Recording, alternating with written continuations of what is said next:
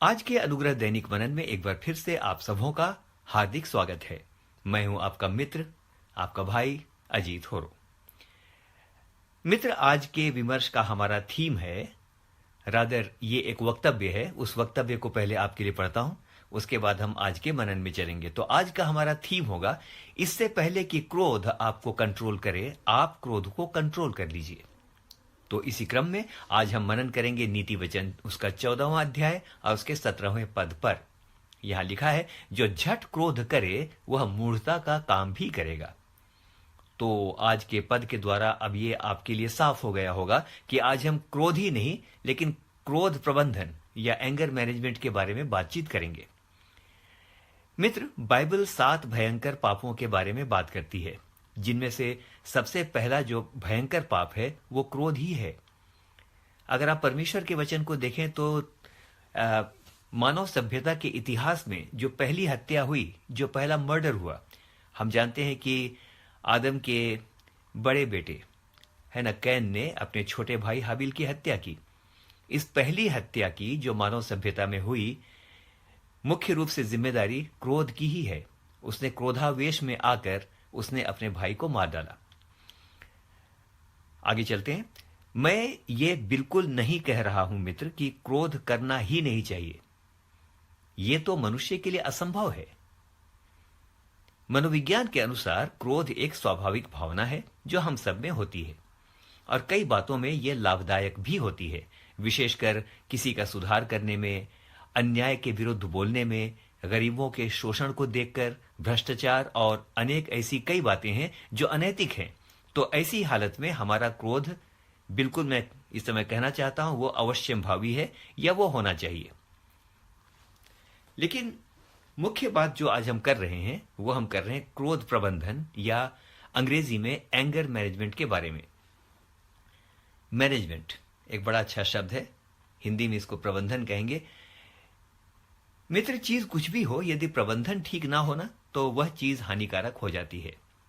तो क्रोध लाभदायक भी हो सकता है और हानिकारक भी।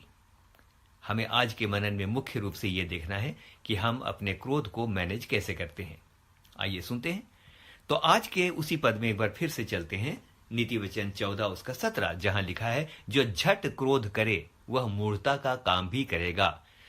ध्यान दीजिए, यहां क्रोध करने पर नहीं लिखा है, यहां झट क्रोध करने पर लिखा गया है। झट क्रोध करने और क्रोध करने दोनों बातों में फर्क है।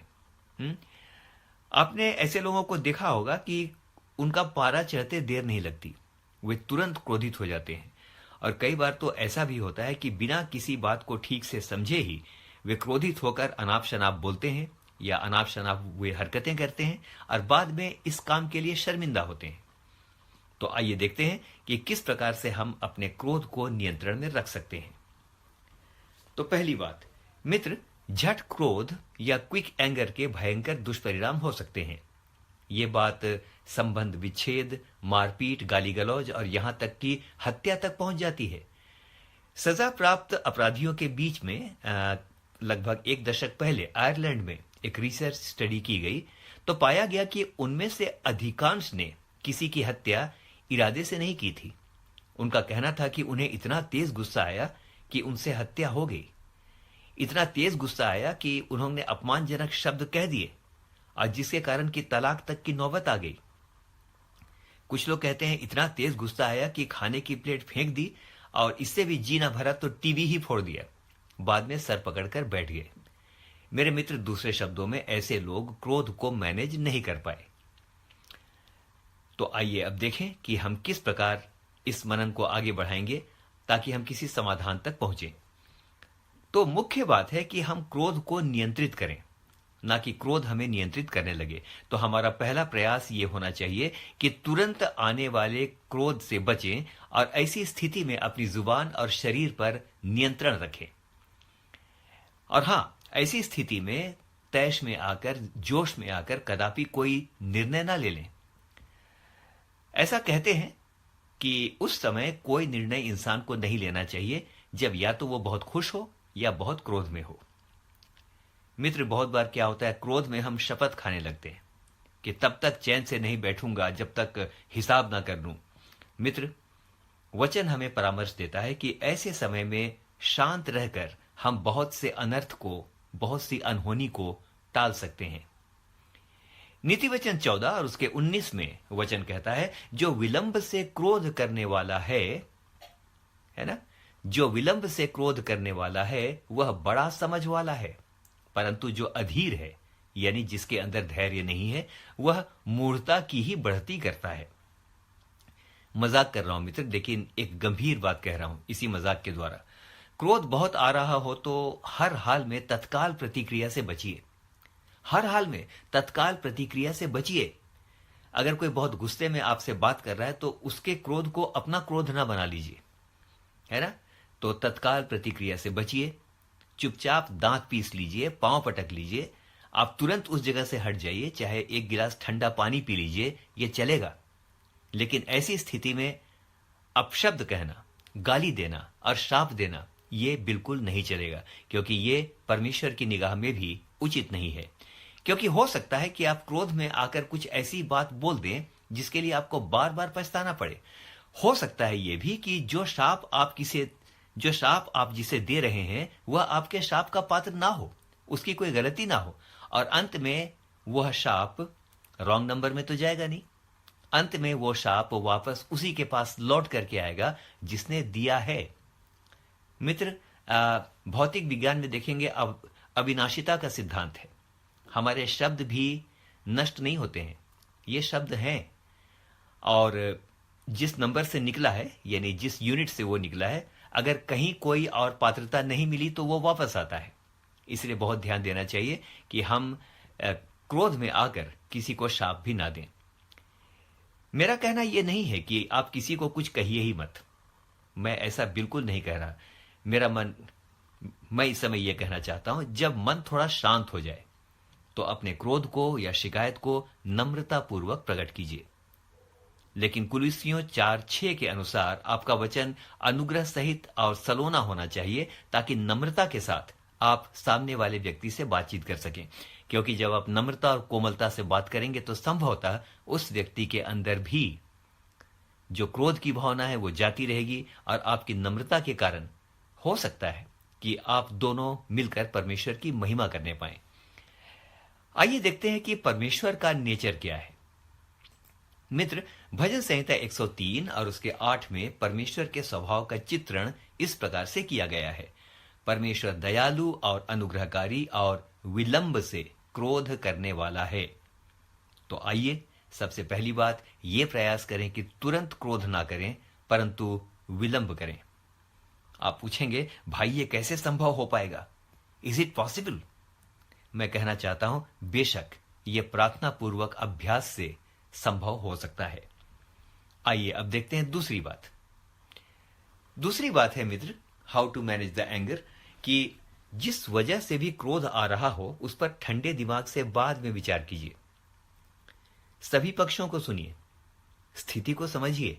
बिना सबको सुने मात्र एक पक्ष की या एक जन की बात मानकर क्रोध से उबल पड़ना या अपने किसी चहेते का पक्ष लेकर गुस्सा करना सही नहीं है।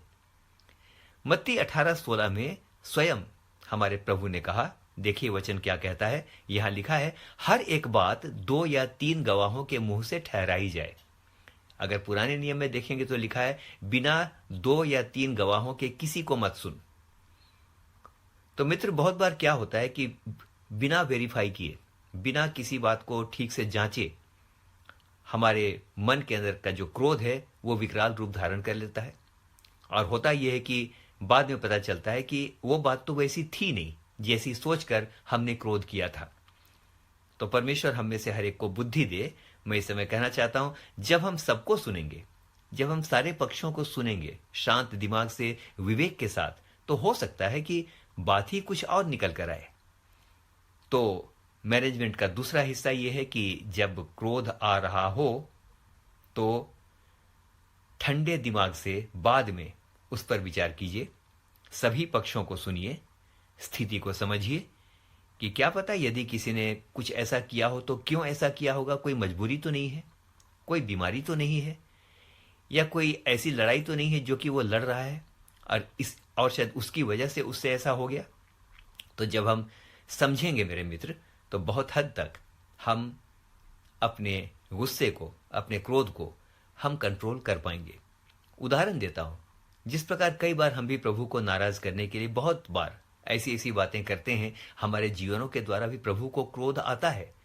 लेकिन आज कितना अच्छा हमने सुना ना, वो विलंब से कोप करने वाला है। आइए हम भी विलंब से कोप करें, सोच समझ कर बातचीत करें।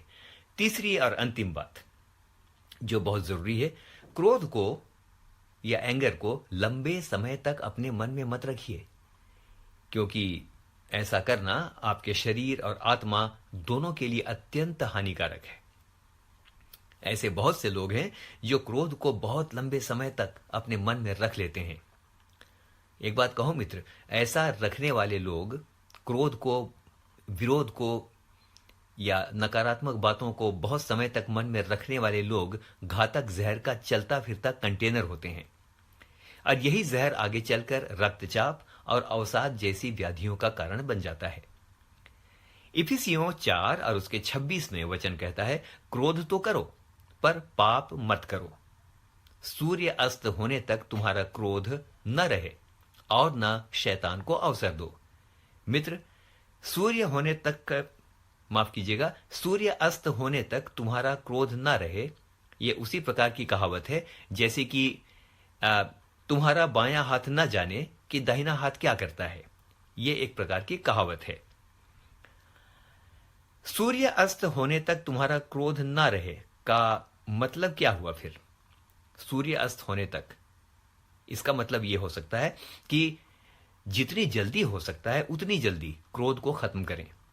सूर्य अस्त होने से पहले क्रोध को समाप्त करने का एक और भी अर्थ हो सकता है, उसी दिन या सेम डे। इसको आने वाले दिन तक ना टालें, उसी दिन समाप्त कर लें। आप यदि समाप्त कर लेंगे मेरे मित्र, मन के अंदर एक असीम शांति का आपको अनुभव होगा। और इससे अच्छा और कोई मैनेजमेंट नहीं है कि जिस समय वो बात होती है, इससे पहले कि सूर्य ढले, इससे पहले कि ये बात आगे चल करके नासूर बन जाए, अच्छा है कि हम उन बातों को हल कर लें। तो लिखा है, क्रोध तो करो परंतु पाप ना करो। बाइबल किसी उचित बात पर क्रोध करने से मना नहीं करती है, लेकिन उसके कारण पैदा होने वाले पाप से दूर रहने की बात करती है।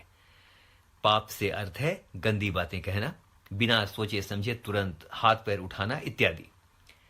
मित्र, ऐसे भी लोग होते हैं जो क्रोध के कारण दिनों, सप्ताहों, महीनों और वर्षों, यहां तक कि जिंदगी भर भी बात नहीं करते, वे कभी माफ नहीं करते।